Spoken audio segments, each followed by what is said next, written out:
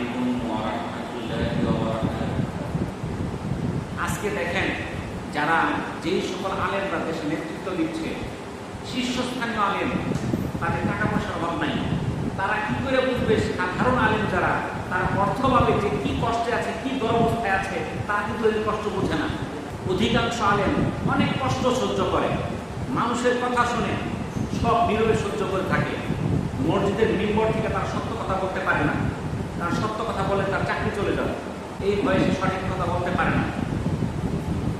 তাহলে সঠিক কথা বলতে পারত যদি তারা এই মসজিদ মাদ্রাসার যারা ইমাম ছিলেন, আলেম ছিলেন, হাফেজ ছিলেন, তারা যদি স্বনির্ভর থাকতো, তারা কাউকে ভয় করতো না। চাকরি চলে যাও ভয় করতো না, চাকরি থাকলে থাকবে, চাকরি যাক, আমার উপার্জন আমি করতে পারি, আমি সঠিক কথা বলেই যাবো। তাদেরকে এমন একটা শিক্ষা ব্যবস্থা রাখা হয়েছে যেন তারা পরমুখাপেক্ষী হয়ে থাকে। কিন্তু ইসলামের শিক্ষা কি? পরমুখাপেক্ষী নয়, এক আল্লাহর মুখাপেক্ষী হওয়া, কোনো মানুষের মুখাপেক্ষী হওয়া না। আমরা নিজেরা কর্মহীন থাকি, যার জন্য আজকে আমরা মানুষের মুখাপেক্ষী হয়ে থাকি। কিন্তু বড় বড় যারা আলেম, তাদের কিন্তু এই সকল তাদের সমস্যা নাই, তাদের কোনো টাকা পয়সার সমস্যা নেই, কোনো অভাব অনটন নাই। আজ ইহুদি নাসারা তারা কোরআন হাদিস গবেষণা করে প্রযুক্তি হাতিয়ে নিচ্ছে, আর আমরা গবেষণা থেকে দূরে চলে যাচ্ছি। ইহুদিরা গারকাত গাছ লাগাইতেছে, গারকাত।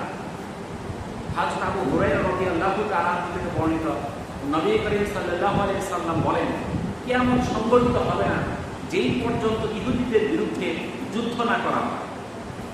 এমনকি ইহুদি পাথর ও গাছের আড়ালে আত্মগোপন করলেও পাথর ও গাছ বলবে, হে মুসলিম, আমার পিছনে ইহুদি আছে, এসো ওকে হত্যা করো। কিন্তু গারকাত গাছ এরূপ বলবে না। সহিহ বুখারী 2926 নম্বর হাদিস। বুখারীর হাদিস, কিয়ামত হবে না যতক্ষণ না ইহুদিদের বিরুদ্ধে মুসলমানদের যুদ্ধ হবে। সেই যুদ্ধে মুসলমানরা জয়ী হবে।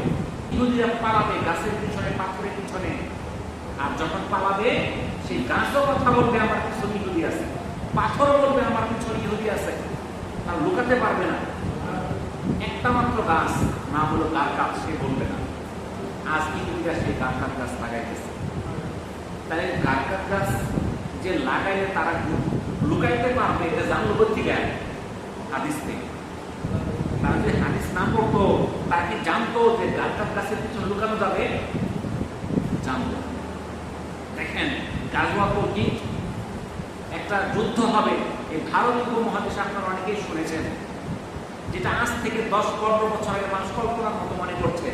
এখন মনে হইতেছে যুদ্ধ হওয়ার মতো একটা পরিস্থিতি সৃষ্টি হচ্ছে, যেখানে মুসলমানদের মসজিদগুলোকে মাটির সঙ্গে মিশিয়ে ফেলা হচ্ছে, মসজিদের মধ্যে মূর্তি উঠাইতেছে, মুসলমানদের ঘর বাড়ি ভেঙে ফেলতেছে, গরু গোশত খাইছে, এই অপরাধে মানুষকে মেরে ফেলতেছে।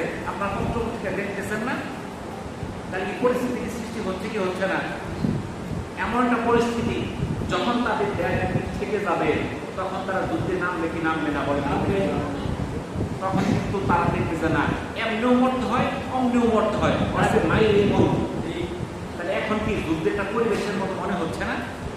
আপনি দেখবেন যে কলকাতার একটা টিভি চ্যানেল আছে, যেখানে ময়ূর রঞ্জন দাস, একজন সাংবাদিক রিপোর্টার, সে কি করছে, একটা ভিডিও বানাইছে যে গাজওয়াতুল হিন্দ ম্যাপ করছে। সেই ম্যাপের মধ্যে কোন দিক দিয়ে মুসলমানরা আসবে, ওই খোরাসান থেকে আসবে, কোথায় যুদ্ধ হবে, কি হবে, বিস্তারিত বর্ণনা করতেছে। আমি যখন সেই সংবাদটা দেখলাম, দেখার পরে মনে করলাম, এরা পাইল কই?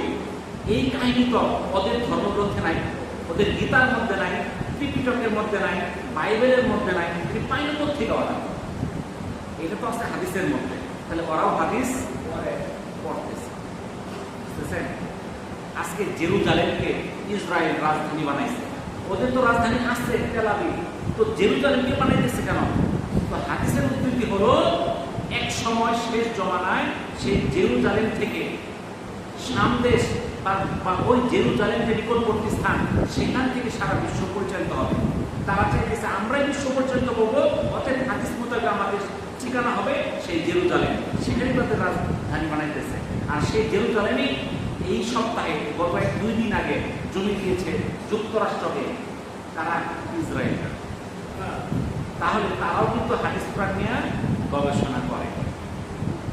আমরা গবেষণা করি। তো ওরা গবেষণা করে ওরা কি লাভ পাইতেছে, আর আমরা গবেষণা করলে কি লাভ পাইতাম, এটা জানার দরকার আছে। আল্লাহ তাআলা পবিত্র কোরআনে বলেন, ওয়া নুনাজ্জিলু মিনাল কুরআনি মা হুয়া শিফাউ ওয়া রাহমাতুল লিল মুমিনিন। আমি কোরআনে এমন বিষয় নাযিল করেছি যা রোগের জন্য সুচিকিৎসা এবং মুমিনদের জন্য রহমত। তাহলে কোরআনে আল্লাহ তাআলা এমন কিছু নাযিল করেছে যা রোগের জন্য চিকিৎসা, চিকিৎসা না সুচিকিৎসা। এর চেয়ে ভালো চিকিৎসা হইতে পারে না, কোরআনের চেয়ে কোনো ভালো চিকিৎসা নাই। আর মুমিনদের জন্য রয়েছে রহমত। এরপরেই আল্লাহ তাআলা বলতেছেন, ওয়ালা ইয়াজিদুজ যালিমিনা ইল্লা খাসারা, অর্থাৎ জালিমদের জন্য শুধু ক্ষতি বৃদ্ধি করে। অর্থাৎ কোরআন আমরাও পড়তেছি, ওরাও গবেষণা করতেছে। আমরা পড়ার কারণে আমাদের জন্য রহমত, আর ওরা গবেষণা কইরা ওদের ক্ষতি বৃদ্ধি পাইছে, লাভ কিন্তু হচ্ছে না। অর্থাৎ আমাদের কোরআন নিয়ে গবেষণা করতে হবে। তারা কোরআন গবেষণা কইরা তারা বিভিন্ন যন্ত্রপাতি প্রযুক্তি আবিষ্কার করতেছে, তারা আগায় যাচ্ছে, কিন্তু আমরা সেই দিকে আগানোর চেষ্টা করতেছি না। এই জন্য বর্তমানে আখেরি জমানা বা শেষ জমানা আমাদের অত্যন্ত সূক্ষ্মভাবে বিচার বিশ্লেষণ করে চিন্তা ভাবনা করে আমাদেরকে চলতে হবে। তো এখন আমরা কি করতে পারি? আমাদের করণীয় কি? এই যে সারা বিশ্বে যেই সকল কর্মকাণ্ড ঘটছে, এটার জন্য আমরা তো অসহায়, আমাদের কিছু নাই, আমাদের অস্ত্র নাই, আমাদের প্রযুক্তি নাই, আমাদের কিছুই নাই, ইমানের দিক দিয়েও দুর্বল। করণীয় কি? আমাদের করণীয় তাদের জন্য দোয়া করা, আর তাদেরকে একসময় প্রতিহত করতে হবে, এই জন্য প্রস্তুতি গ্রহণ করা। আমরা যদি বসে থাকি, আমাদের ক্ষমতা নাই, আমাদের শক্তি নাই, আমাদের সামর্থ্য নাই, এটা বসে থাকতে হবে না। আপনি দেখেন, কিছুদিন আগে ইরানের যুদ্ধ হইল, তো ইরানের সঙ্গে আমেরিকার যুদ্ধ হয়েছে। ইরানের কিছু অস্ত্রশস্ত্র আছে, তাদের ওই ব্যবস্থাপনা করছে, যার জন্য কিন্তু ইরান কিন্তু এখন ঠিক আছে, ইরানকে কিছু করতে পারে নাই। আর যদি ইরান যদি সে ফিলিস্তিনের মতো হইতো, তাহলে বোমা মাইরা মাইরা মাটির সঙ্গে মিশাই সারা বিশ্বে কেউ কিছু বলার থাকতো না। আমাদের সেই প্রযুক্তিগত ভাবে আগায় যেতে হবে। মুসলমানরাই প্রযুক্তির জনক, এরাই প্রযুক্তির আবিষ্কারক, কিন্তু আজকে মুসলমানরা পিছায় গেছে, আগায় গেছে কারা? ইহুদি নাসারা। এই জন্য আমরা সাবধান হয়ে যাই। ওয়াখিরু দাওয়ানা আনিল হামদুলিল্লাহি রাব্বিল আলামিন। আসসালামু আলাইকুম ওয়া রাহমাতুল্লাহি ওয়া বারাকাতুহু।